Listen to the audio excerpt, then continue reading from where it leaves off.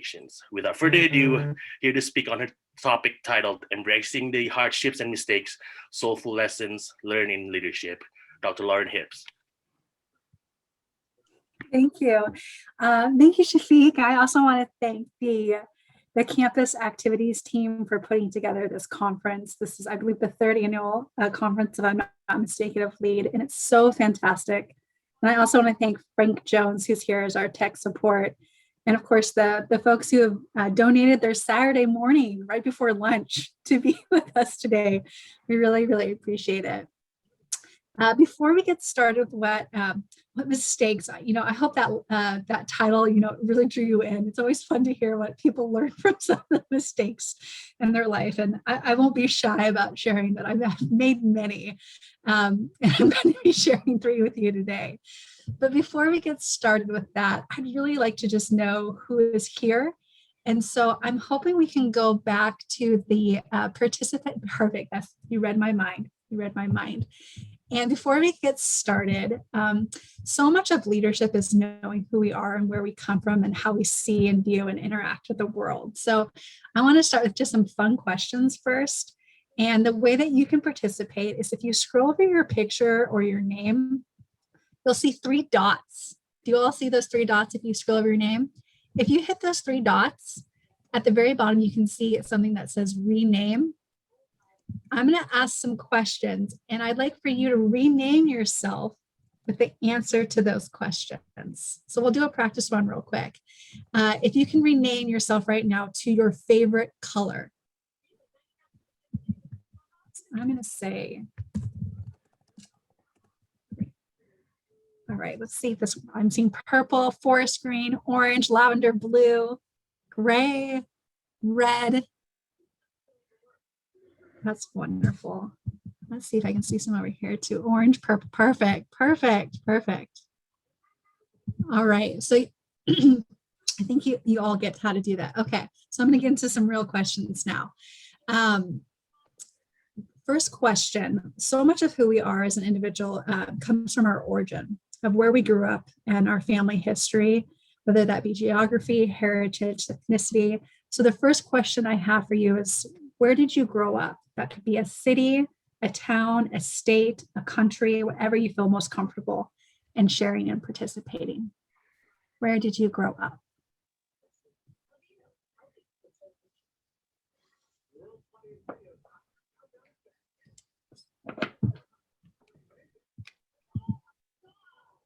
See a lot of different areas. We have some locals here and some folks from even out of the country. That's wonderful. Thank you. All right. The next question is, much of where we grew up is also influenced by who is around us. So in the household that you grew up in, as you feel comfortable, how many people or whom was in your household that you grew up in? I'll participate too.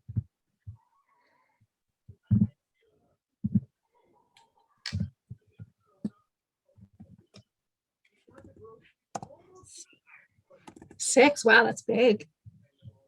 2 to 7.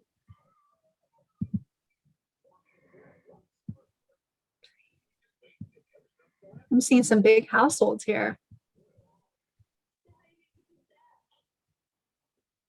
That's great. Thank you. All right, next question. Much of how we are is influenced by what we do. So the next question is, what was your favorite activity growing up? What was your favorite thing to do?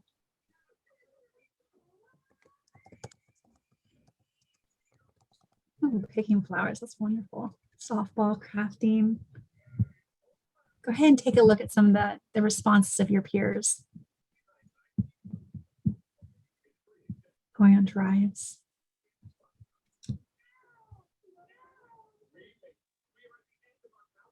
Reading. Oh, this is great. Singing. Oh, what a talent. Thank you. Okay, 3 more questions. These might get a little bit more difficult. You're all here pursuing your education, both internally, externally, intentionally, unintentionally. Going back to some of your younger years, what was your favorite subject in school? It could be younger years or current as well.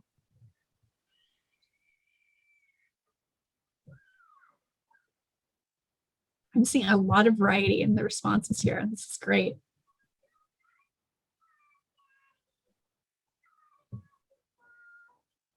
Okay. Next question. What is your major, or if you're not a student, what's your career goal? It can be a dream job, a career field, or it could be your academic major.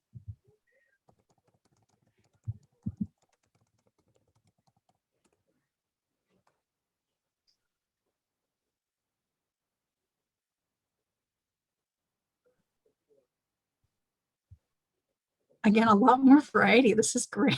This is going to be a fun room. Okay, and final question. Books sometimes seem to struggle with this one, but it's really important for you to know.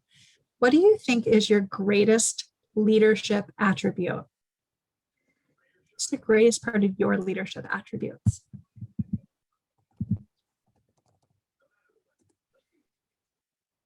Empathy. That's a great one, Ashley Sue.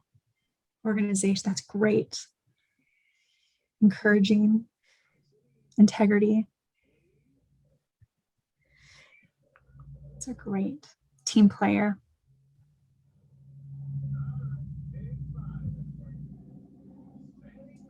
Perseverance. It's very important. Compassion. These are great answers. All right. Thank you for engaging in this. We're gonna have some interaction during this session. I think that we learned so much from each other, and so as you feel comfortable, I'd love for you to share some more. I promised I was going to share some 3 stories. So I'm going to start with a little bit of a presentation. These will be about 5-minute blocks, and then we're going to kind of come back together and re-engage in the way that we just have. And again, however you feel comfortable, you get a choice on how you get to participate.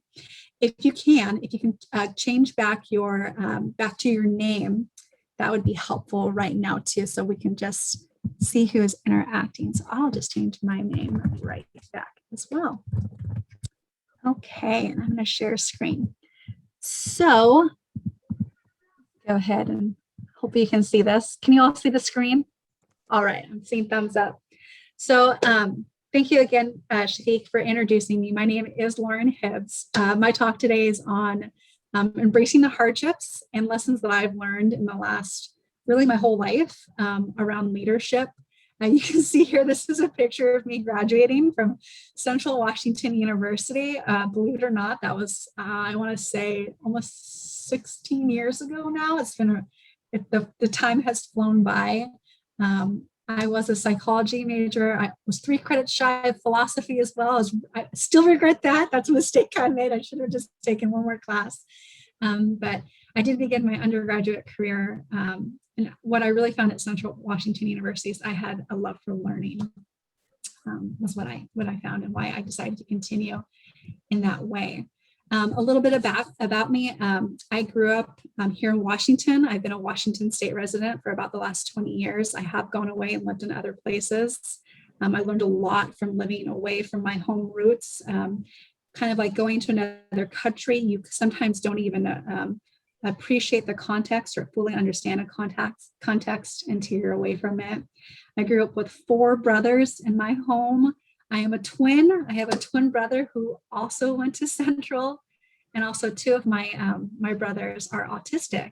And so disability and ableism shaped a lot of my views in life.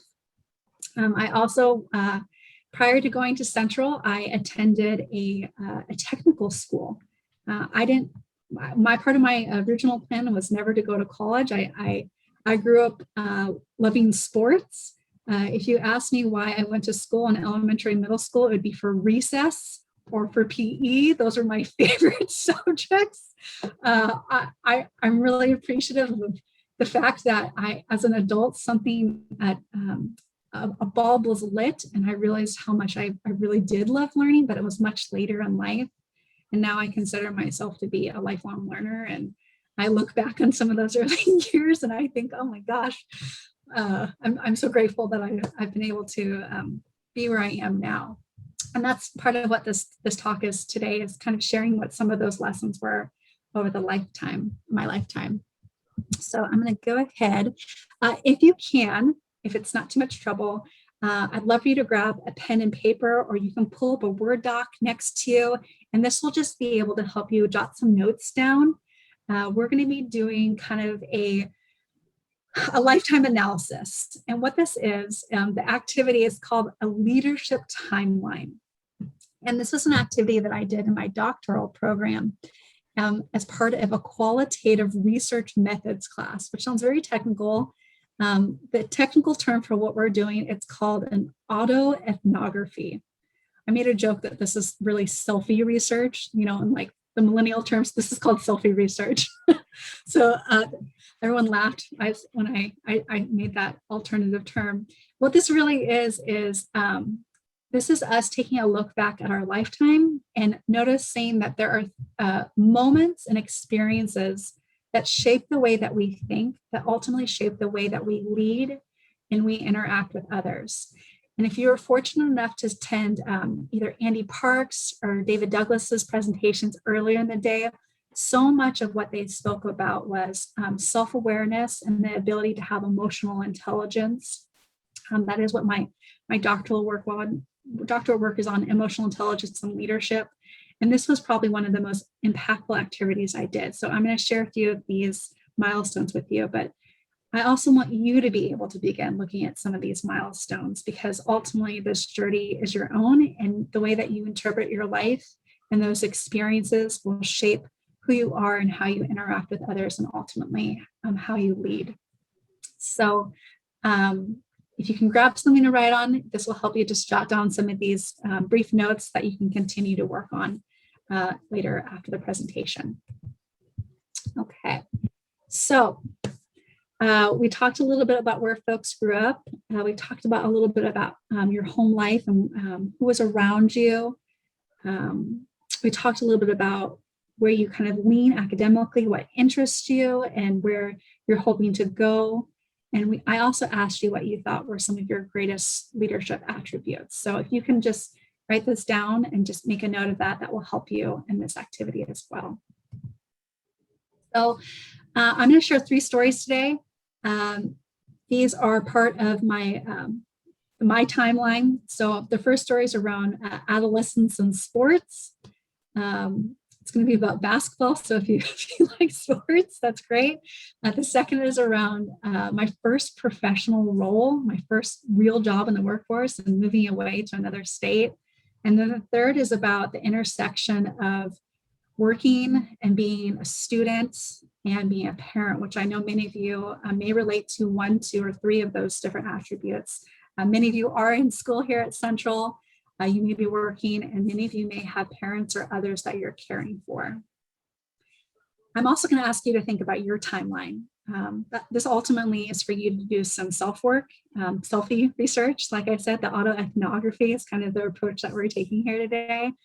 And I'd like for you to begin to thinking about kind of your journey and where you started and where you are now, and how some of those critical milestones impacted the way that you think and you interact with the world, and ultimately produced a shift in your way of thinking, being, and leading. Does that sound good? Can I get some thumbs up if everyone's on board with this? Everyone ready to interact? This is gonna be good. Thank you. I'm seeing some thumbs up. Thank you all. Okay. All right. So first story. Okay. So my first story, and then I want to hear some of yours. I want you all to think back to your adolescence. So elementary to, let's say high school. Let's just say kind of the kindergarten through 12th grade years. And that's a very American-based approach. Other countries, they have very different educational systems. So I'm going into the frame that I'm most familiar, but there are many others that I want to recognize and acknowledge. So my story for you all is I grew up playing basketball. As I shared, my favorite part of school was recess and PE. I lived to just bounce around. It was the way that I got my energy out. It was the way I expressed myself. It was the thing that just made me feel the most alive. I loved playing and doing activities. When I was in kindergarten, I started playing basketball and I immediately fell in love with the sport. I loved dribbling. I loved the exercises. I loved working in the team. And we were really good. We were a really good kindergarten team. You can see here that we actually won the league championships as kindergartners. And that was really exciting for us. So it was kind of our first understanding of what winning and losing was. And we were blessed with a good experience that we worked really hard and we won together as a team. Well, that kindergarten experience launched me into about over a decade of playing basketball. And after kindergarten, I really devoted myself to basketball. I played every single day. My parents bought me a hoop in my backyard. I'd play out there. I didn't have a cement court, so I would be dribbling in mud and I'd get like dirt all over me. And I didn't care. I just loved playing. I loved dribbling and shooting and just having a blast. As the years went on, my parents allowed me to play basketball year round. So I played almost every season of the year. I played on boys teams. I was the only girl who played in some boys leagues, which was really hard. I got really tough. I realized that I was always the kind of the outlier in some of those teams, and it made me think about how to play really differently. There were some big differences between playing in a girls' league and playing in a boys' league. And over the years, I just became more passionate about basketball and more passionate about getting better and working harder and getting faster and getting to know the strengths of the people that I was working with. Because ultimately, basketball is really about how you interact with a group of 4 other people on a court and how you think and how you play and how you do things together. Fast forward, I'm going to say about a decade later, you can see this picture here. This is me in my sophomore year of high school. I'm this little person right here. I was pretty tiny. And actually what's really funny is when I put these pictures side by side, this person who's right beside me right here, her name's Carly. She's also beside me right here in this picture 10 years later. And this person right here, her name's Laura. Laura is right here. And so you can see that I literally got to play basketball with many of these players for well over a decade. And we really got to know each other well, each other's moves we could anticipate, and we played really, really well. Well, it was my sophomore year of high school, and we had been playing, together for about 10 years. And it started to get really hard. It started to change. The game started to become more competitive. And the players that I played with were now a year to 2 years older than me and much more skilled. I think anyone who knows anything about athletics is that your strength and your ability to play changes every year, much like your experience in the workforce. Every single year that you spend in the workforce, you have additional experiences and a different perspective and different skill levels. Well, that was the same for me for basketball as I entered into the high school league when the ages and the skill levels started to change. Well, one day I was playing basketball and it was a practice, and I was playing with some of the older members of the team, the juniors and seniors, and one of them threw the ball really low at my legs. And it tripped me and I fell over and I bloodied my lip, and I got up and I got extremely mad. And I went forward to that player and I said, "You did that on purpose. Why did you do that?" And we got into my one and only fight that I've ever gotten in my entire life. And it was a moment of what I now know in my emotional intelligence work is where I was unable to control my emotions. I was not able to manage them. And I behaved in a way that still to this day, I look back on and I cringe. And I realized in that moment that when you're working in a team, one of the most important things that you can do is remember that you're not an individual anymore. You're part of something that's greater than yourself. And so it was in that moment that I reflect on now as an employee, to always remember that there's not necessarily balls coming at your legs, or you're not necessarily running across the court, but oftentimes there is a level of intensity in terms of what you try to achieve together that requires you to calm and stop and to listen to others and to manage. And so when I think about that experience of working on a team, it always makes me pause and remember that some of the most important things that you do are not on your own, but they are with others.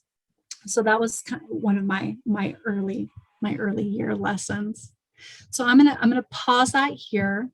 I'm gonna go back, and the next part of this is the interaction piece. So for a moment, if you have a pen and a piece of paper, I want you to go ahead and I want you to jot down 1 or 2 or maybe 3 experiences that you can recall from when you were young, in elementary, middle, or high school, that were a critical moment for you, were a moment where you think back and you can remember something that happened, and you can remember how it changed you, or it gave you an aha or an epiphany moment. And I'm going to give you a minute or 2 to do that.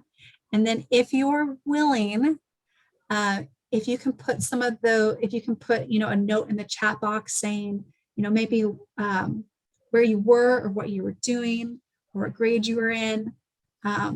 If you can think back to those moments and just have that aha moment. And if you're willing to share, that would be great. And Ashley, I did age quite a bit, trust me. You just can't see it on this little tiny screen.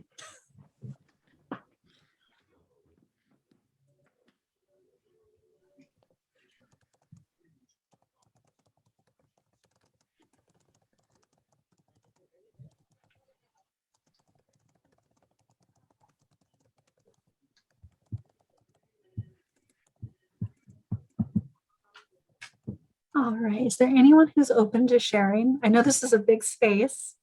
Hey, I'd like to share. Okay, who is this? I can't see who this is. Okay, let me turn my camera. Oh, there we go. Okay. Hi, thank you for your bravery and sharing. Go ahead. Yeah, I was listening to your story and I was like, yo, that's so similar to myself, because I grew up playing basketball. The only thing I ever did was be outside. And I'll be there for like 8 hours a day. And then back then, before social media, there was a rule that you had to come back inside when the street lights go on. So that was your sign to come back inside. And then the most connected I thought was like, everything's a team. It shows you how to be a leader, because you're not accountable for yourself. You're accountable for the 11 other players that are there. So you have to put your best out there so your team can look good as well. And you brought up the fighting aspect, and I remember all my fights probably came from playing sports. So that's just the fun aspect. But it's a different time now. Back then, you get in a fight and everything would be okay. People take things more personally now, but it's just so much to learn from being in a team environment that I don't know if everyone understands until you actually are put into that environment as a kid. Thank you so much for sharing. I'm glad that you could connect to part of that story. Is there anyone else who wants to recall one of those elementary, middle school, high school moments? Ashley, Sue, I'm seeing you turn on your camera. Go for it. I don't know how long my thing was unmuted, and my son is playing a game, so I apologize if there was loud music in the background.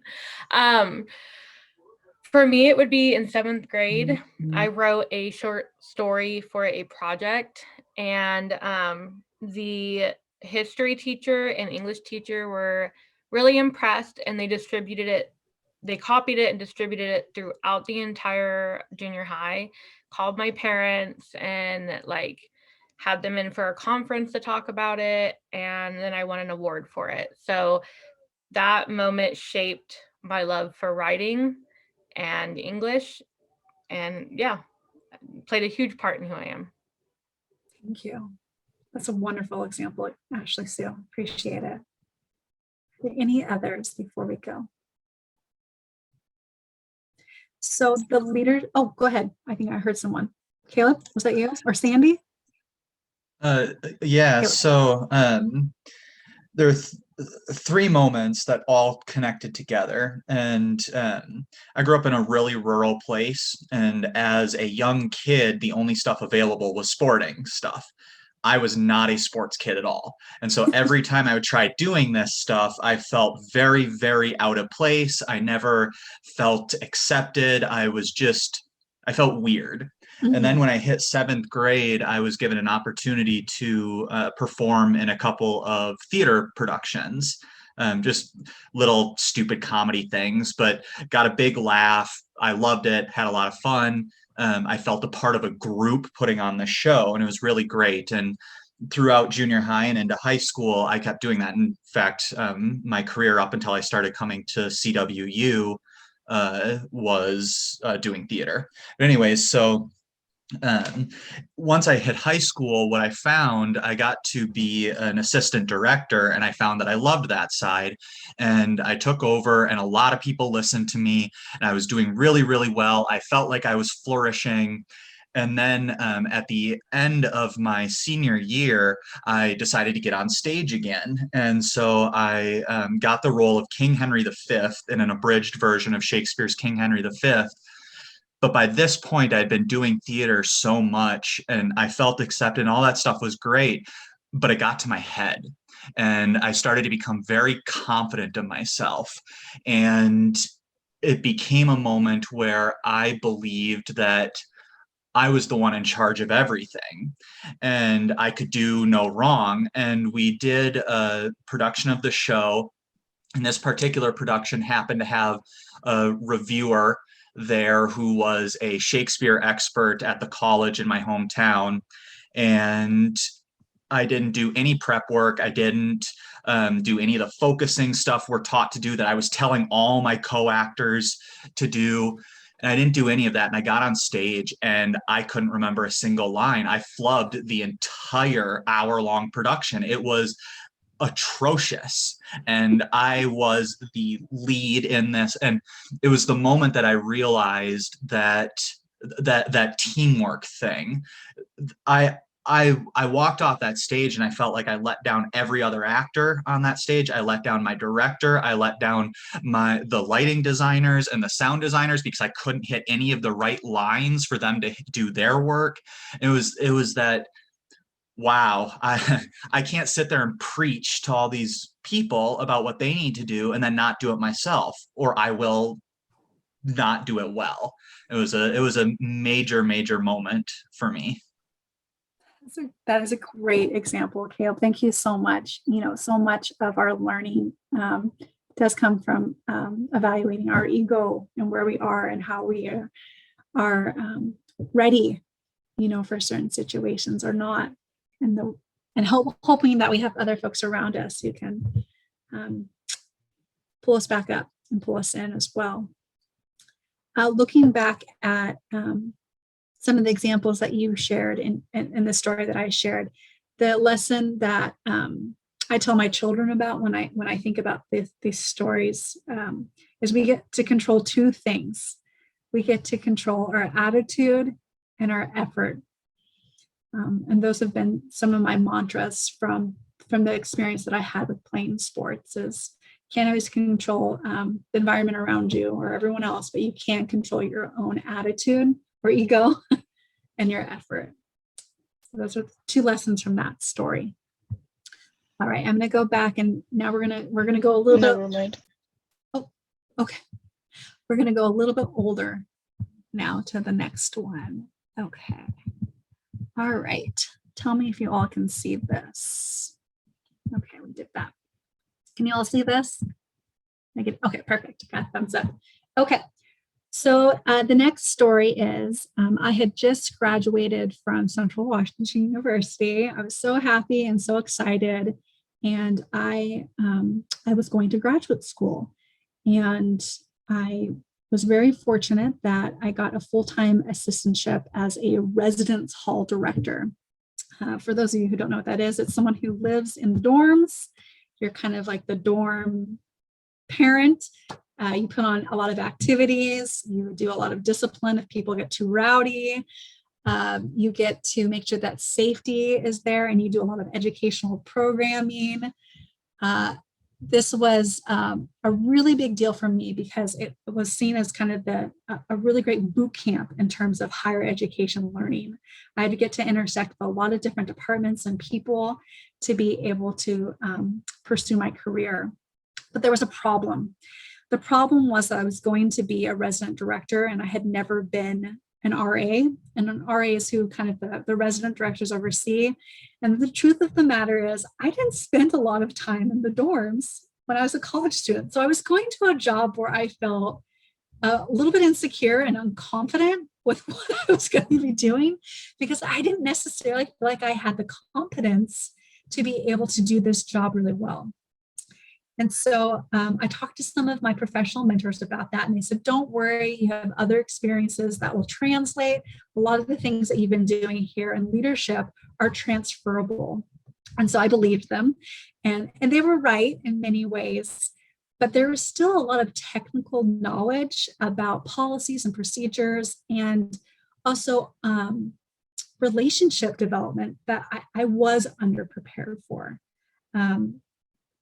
The residential life experience was a holistic experience for me and learning different ways of being and ways of thinking. But the most important thing that it helped me develop was that when you live and work in one place, you are in a kind of a microcosm of relationships constantly. They're constantly around you. There's no break. You're there all the time. And in that particular role, when I came in, I decided that I was going to use one of my strengths. And my strength was that I was a very hard worker and that I was determined to learn and to do things really, really well. And so one of the things that I did as one of my strategies was that every night the RAs, we call it roving the building. So they would walk, and they take the elevator to the very top of the building, and then they'd walk the floor all the way through and around and then down to the next floor. And it took about 45 minutes to rove a building. They were really big buildings. And during the roving, I would chat with the RAs, and I'd ask them how their day was, what was going on, what was new, how their floor was. And it was a really fun social time for me. Now, I was a part of a team. There were two RDs. So there were two of us who had 3 different buildings on campus, and we alternated every other week who was on. And this person had just become a father, and he also lived in the residence halls. And he was definitely my senior. He had been an RA for 3 years and had been in the job for 3 years and was really experienced and he really knew his stuff. He really knew the things that in my first year, I was really working hard to try to learn and to compensate. And one of the realizations I had in this role is that I would do these rovings, these nightly rovings with my RAs, and I would do them 3 times a night. I would do it at 7 o'clock, I'd do it at 8:30, and I'd do it at 10. And it was a significant investment of my time, and my staff loved it. What I didn't realize is that the way that I had approached the work was impacting my partner. His name was Stephen. You can see him there in green. That was Stephen Peterman. And what led over time was that choice, the choice to do my job in a way that was not, that was being compared by our staffs in different way, led to a conflict. And the conflict was that the perception was that I cared more about the staff than he did, because I was investing my evenings walking and roving with them, where he was going home and spending time with his new family. And I didn't know about this until one day when one of the RAs came into my office, and he made a statement that kind of made me sit back in my chair, because I didn't realize the perception of how we were doing things differently was being perceived by our team. And the person came into my office and he said, whenever you want to get shit done, we know that we go to you. And I sat there, and at first I was like, that's a compliment. Like, that I'll get things done. But I also knew that there was something else that was there that I wasn't hearing and that I wasn't seeing. And it took me some time to reflect on that. And, I can say almost a decade later that what I realized now was that there was not balance in terms of lifestyle, work and life. That I was putting everything I had, because I was in a new place, not feeling confident about what I was doing. I was putting all of myself into this job and not balancing it with having any time outside to do things from 6 until 10 o'clock at night. I was just in that hall the entire time. And it was also a critical lesson for me when I learned that there is a perception between relationships and getting things done that has to be in balance. And I had realized that balance was off in terms of me being able to work hard, but also have balance and having a perspective outside of a job. So I'm going to stop the screen share now. I'm going to go back to the group, and I'm going to ask for you to go ahead now, and on your leadership timeline notes, as you're thinking about some of these things, go ahead and think back to either a time where you had your first job, and maybe it was a professional role, maybe it was a student volunteer role, maybe it was a club or organization leadership role. And I want you to think back to some of those early lessons that you learned in terms of getting feedback from some of the other folks in your group. Does anyone want to share?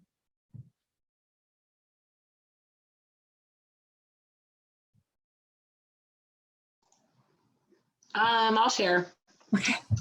So while I was in high school, it's kind of funny, but my first job was as a filer. It was for a payroll company who paid a lot of the TV show actors and things like that. Because I was living in Burbank, so like NBC Studios, Warner Brothers, all of that was kind of in the local area. And there were just stacks and stacks of files everywhere. And I was, just trying to make an impression, trying to do the very best job I could. And then I had several coworkers that said, you need to slow down because the more you do, the more they'll expect, one. And then if you finish it all, you're going to find yourself out of a job. And I just didn't know how not to do the best that I could. And sure enough, I finished that filing job, and they were really trying to keep me aboard. So they started teaching me how to do other little things around the office, working on various contracts with SAG and AFTRA and all these other like entertainment sort of things. But then I ran out of that work, and then they had to let me go. And so I still try to battle that. Like, am I too productive? And also that balance of, if I show I'm too productive, does that mean that they're just going to expect more and more out of me? And then I'm doing over and beyond what my job expectations are. And so there's still that. And now that I'm a teacher, I still feel that. I'm like, okay, maybe I'm kind of going over and beyond what I'm supposed to do. And I'm taking on things, and then and it's just really difficult, I think, to find the balance. Absolutely, Carlin. Absolutely. Thank you for sharing. Thank you. What else? Okay. I'm going to go into the next one, which the final story. There we go. All right. I think you all can see this. Okay. So moving on in terms of kind of those leadership timelines, thinking about different milestones in your life where there were moments that made you stop and reflect and think and question and make sure that those core values were in alignment. There's another example. If you were able to listen to either Andy or David earlier today at this conference, they'll talk to a lot about the intersection of how we spend our time and how it relates to the things that bring us the greatest joy. Andy Parks and the 9 o'clock session talked a lot about doing legacy work and what's the work that's the most important to you and why are you spending your time and energy doing what you're doing. So this third story is, it was only about 5 or 6 years ago. And I was working full time. I was a department chair of about 9 different education programs for people who were becoming teachers and teachers who were becoming principals. And I was working on developing a new program. I was really engaged and active. I loved what I was doing. I loved the K through 12 community and teachers and paraprofessionals. At that same time, I also had started teaching for the first time. So I was teaching my first undergraduate course actually to music teachers. My background is in educational psychology and how to create safe learning spaces and optimal teaching environments for students. I also at that time I was attending the University of Washington in a doctorate program. I was in my second year. And I was beginning to work on my dissertation, which if you ever decide to go that route and work at the same time, the way that you balance the hours in your day is very, very intentional. In my life, what I would do is I would get up at around 6 and start the day. I'd go to work from about 8 to 5, come home, make dinner, play with my kids, put them to bed. And then I'd work on my computer every night from about 7 to 11, depending on the day. And it was like that every day. It was a very disciplined process. It was really hard. It was a really hard couple of years, to be honest. At that same time, I was also a mom. So I had 2 little girls, Reese and Lexi. They were 1 and 2.5. And at that age, they're so fun. They really need you. They really, really need you a lot. And as a parent, you want to give everything that you are to your children. And so those 3 years, they were really, actually it continues to be hard, but those 3 years in particular, working and teaching and going to school and being a mom were probably some of the hardest years that I can look back on, because you're giving all of yourself to where you are. And I remember a moment that made me really stop and ask, am I living the life I want to live? And this may seem silly, but I went to my daughter, one of her friends was having a birthday party. And so my partner and I and the 2 girls, we went to a birthday party that this little girl was having. And this birthday party was what I think we call extra. It was amazing. It was a circus theme. There were clowns, there was water balloons, there was face painting, there was cotton candy. This birthday party was like incredible. It was like the ultimate birthday party. They had a pony with a unicorn thing. And I just was so impressed by how much effort and energy and planning and creativity this family had put together for their daughter. And while I was there, I became super self-conscious of I guess you say, I had a lot of metacognition and internal thinking about my choices. I started to realize I was comparing my life to this beautiful example of a birthday, and I felt totally inadequate. I felt like I was a horrible mom, that I was making all these really awful, selfish choices, that I wasn't good enough. And I went home and I remember crying after this birthday party, because I was like, gosh, like the best birthday party I have is like there's balloons and a cake and maybe there's like favors or something, you know. I could not help but compare myself to this other family. And this was after, you know, being in kind of just the grind, the grind for several years and just kind of not feeling like there was a lot of benefit to what I was doing. It just was a lot of hard work and sacrifice.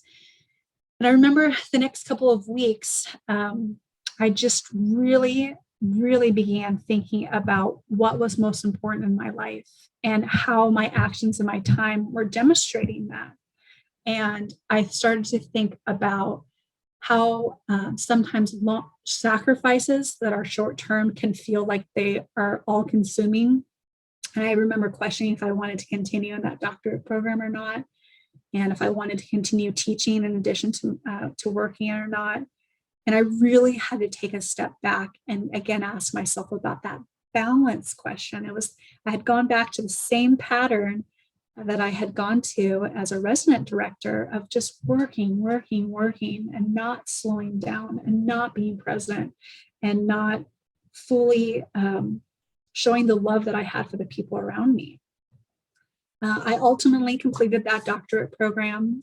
I stopped teaching and I continued in my career and advanced to the next level. But I knew after that moment that the way that I did things had to change, that it was not sustainable anymore.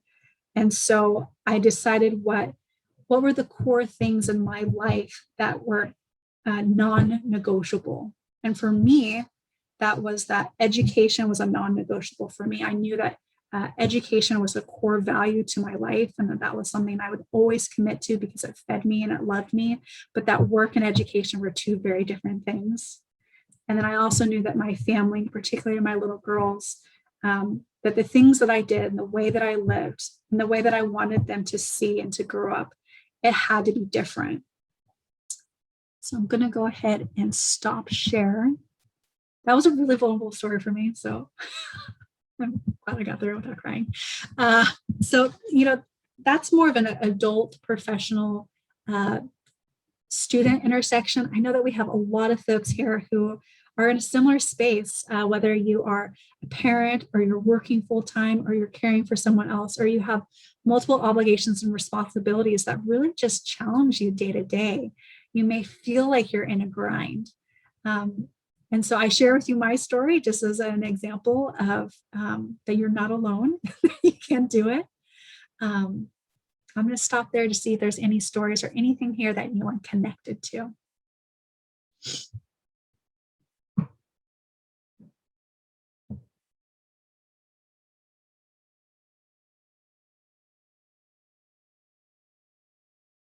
I would say like for me, thank you for sharing your story. Yeah. And one story I have is about, because my current major is elementary education and my minor is bilingual, and I'm born in Beijing, China.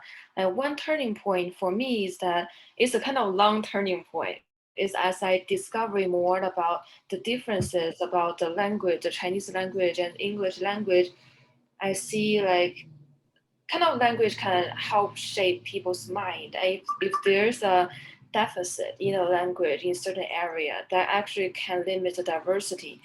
And I think that's kind of, as I read more information on like different aspects of relates to the country, relates to like small things, it let me realize the differences about the culture and also about the meaning that the language conveys. And that's kind of also lead me to think about my future career, like what I want to, like when I teach people Mandarin Chinese, do I want to teach the limitation that go along with it? Because I think the English language is so diverse because there's so many countries that speaks it, but the Chinese language mainly in mainland China, and there's a certain control that the people in power that are controlling this language to not make it as diverse as English. And there's kind of so many doors I think language can open to people's consciousness. And it's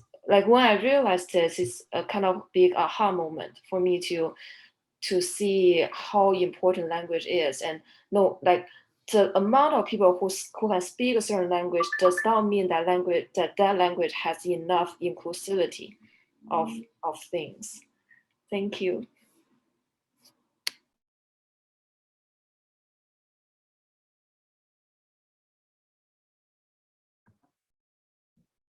Oh, we froze. I lost the last thing that you said, Orchid. I apologize. Oh, it's My internet was back for a second.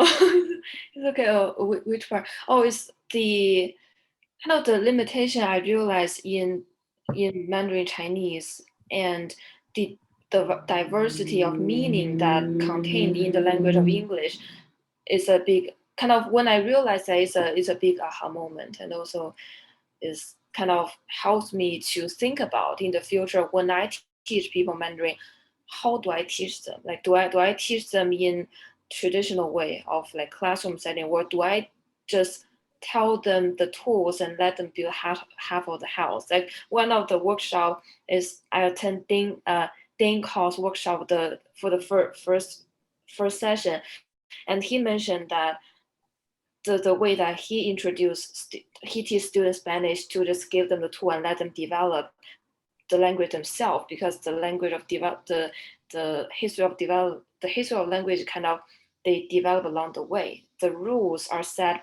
not by the developer, not by the first people, it's by the people who have the enough history of that language.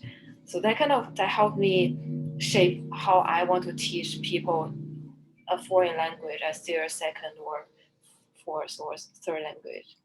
Thank you for sharing that. Thank you. Any other thoughts?